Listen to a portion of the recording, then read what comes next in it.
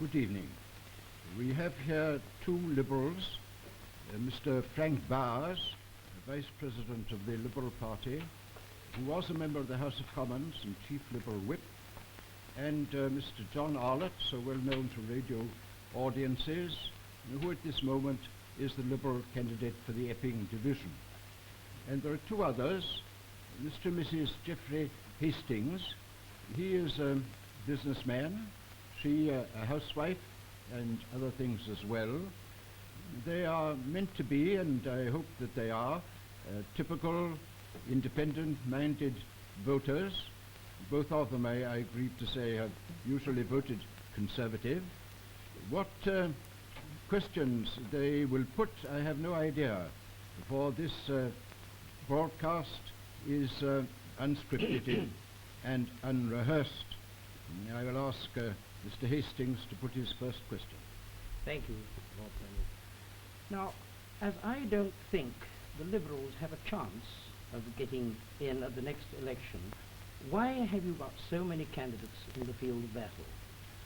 Well, Mr. Bowers? I think I detect a certain amount of conservative bitterness in that question, if I may say so, but quite obviously that criticism was also levelled at the Labour Party 50 years ago.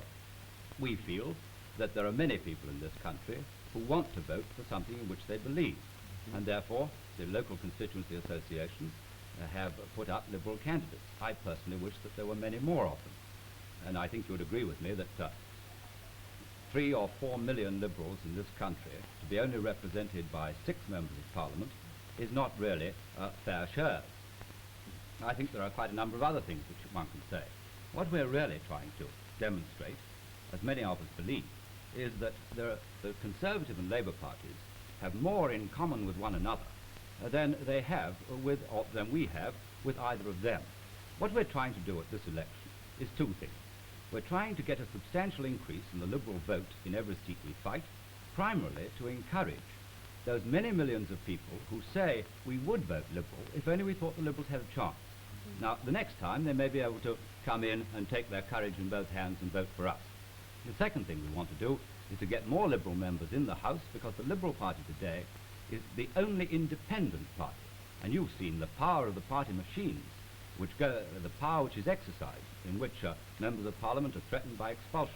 Now, the Liberal in the House of Commons can vote and speak as his conscience dictates, and he can represent the millions of small people, individuals, who are independent-minded too. And I think that's a good enough reason for putting up candidates. If it's any consolation to you, Mr. Hastings, we propose to win seats from both Conservative and Labour. Mrs. Hastings? Well, I'm not politically minded, but I've 2 children, and I want to see them grow up without the fear of the hydrogen bomb over their heads. Now, have the Liberals any solution to that? Well, every party wants peace. We believe that just to tackle the hydrogen bomb is like trying to treat measles by putting ointment on the largest spot. We think that war is the evil and the entire evil. We don't think one-sided disarmament would help. We think that to give up making the hydrogen bomb and shelter behind our ally America having it is a disgraceful thing to dream of. And we fear that if the hydrogen bomb is outlawed and war does start, neither side would refrain from using it. We think, with the United Nations Charter, that war begins in the minds of men, and that's where we believe we must tackle it. That's why we advocated so long ago this unity with France and Germany, 7 years before Sir Anthony Eden went at last to Paris and did it at the last moment, having sacrificed the goodwill that there would have been if only we'd done it generously those 7 years ago.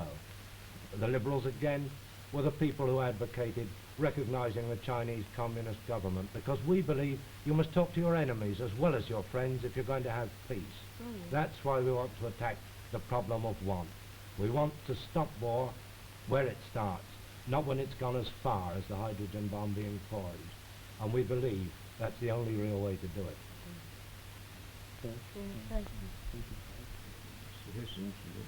Well, I'd like to ask you now about the wave of industrial unrest and the unofficial strikes. I think we all acknowledge the fact that everyone has the right to strike, but what about the right not to strike? And how do the Liberals view this position at the moment? Well, I think this is a very difficult and a very worrying problem. And I wouldn't say that the Liberal Party has got all the answers to it. I don't think any party's got all the answers to it. And I think we've got to do a great deal of deep thinking. But I would say this, there are two main types of strike at the present moment. There's the strike for higher wages, and there are the strikes which arise from disputes between different unions. Yes. Now, on the first one, higher wages, I'm quite convinced that we've got to overhaul the whole of our industrial system. It'll take a long time. But if we could get adopted on a much wider basis the principles, for instance, of sharing profits, of co-ownership, of co-partnership, and give the workers a real, genuine interest in the enterprise in which they're engaged, then they wouldn't have nearly so much reason for striking. And moreover, they would be getting a just reward for their effort. The second thing is this. I believe we've got to get away in the future from these mass wage awards, these mass wage demands. 80,000 men claiming another 4 shillings a week. Because when you award that money, you're giving the same increase to the slacker as to the hard worker and the efficient chap and the skillful fellow. And I believe that if you get a juster system of rewarding labour, you'll have far fewer strikes. The other type of strike must inevitably be dealt with by the Trade Union Council, the TUC. They're the people. And I think they've got to assert their authority. I would not be in favour of legislation in the House of Commons, but I think the TUC have got to assert their authority over their own members. And the main thing is to get applied the liberal principle of recognising that if you're merely going out to promote your own selfish sectional interests, you're going to do it at the expense of the whole community of which you're a member. In other words, if these things go on, we're going to impoverish everybody. Might I add to that, Frank, that this co-ownership policy is already working and working successfully in big firms in this country that don't get strikes and have got workers and their bosses pulling together.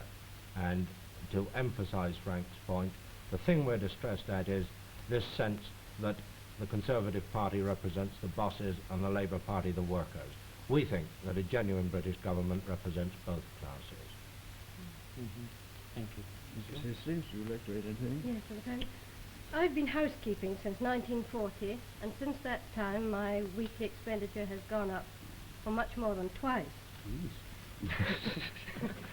Do you think that any party has the solution to fight this rising cost of the housewife's weekly bill? Well, I don't know, but all I do know is that we're all in this. It's no use just looking to the government to reduce the cost of living. Every one of us has got a responsibility. Now, if you are going to reduce the cost of living, the first thing I think we've got to look at is what keeps prices up. Now, there are several things. First of all, as you know as a businessman, there are these agreements, and there are many of them, between producers and manufacturers, which keep prices at an artificially high level. Now, the Conservative Party can't tackle that problem with real vigour, because they would have to attack the very interests from which they draw a lot of their support. I think that's a fact. But those aren't the only restrictive practices. You've got the same type of restrictive practices among the workers.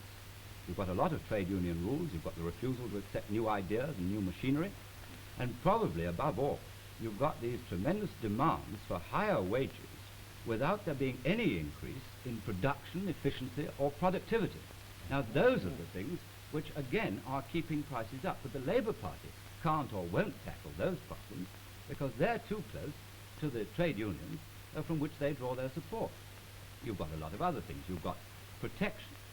You've got, it seems to be the thing now, for any section of industry which gets into difficulties to rush to the government for help and assistance. I don't believe that's in keeping with the British character. If Don Cockle had gone to the referee every time he was hit, we certainly wouldn't have a good reputation in the United States. What we've got to do is to realize that we've got to compete in the world and put our industries into efficient working order so that we can compete. And all of us have got a responsibility in this. But I do say that more Liberals in the House of Commons would enable us to keep these ideas in front of the House where other members of other parties can't or daren't put them forward, because there's some unpopular things which have got to be said. Yes. Well, I have a friend